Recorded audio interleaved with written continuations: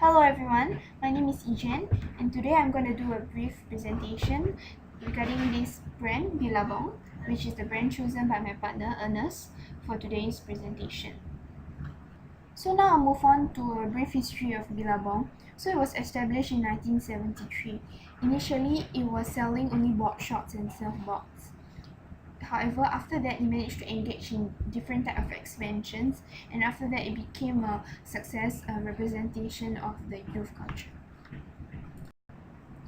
So this is a revolution of the Billabong Group, which describe all the companies that they take over the years. So this actually obtained from their last year's 2012 brand health report. So we can see that over the years they have actually taken over many companies of different nature, be it the original nature that is the surfboard, or also some other clothing company, which I will further elaborate.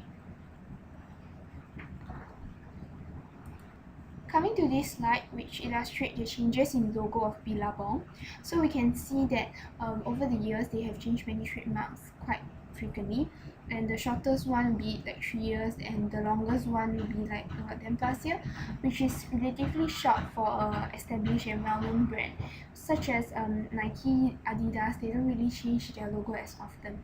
So we'll investigate about how does the changing in logo and trademarks actually benefit their company, as well as the negative effects that it brings. So now we are going to zoom in to one of the company that Billabong has acquired, and one of the famous one, and it kind of changed the nature of Billabong's impression to the public. So ducking is one of the example. Let's move on to the other example. These three examples here is to illustrate the different type of products that Billabong decided to take on over the years. So now I move on to saying more about the effects and the benefits of the changing in trademarks and logo. So by changing trademarks and also acquiring different companies, they actually remove the middleman and remove the cost involved. So it will solidify their market position. This strategy has managed to work for Billabong for more than a decade very successfully. The profit increase is also very significant.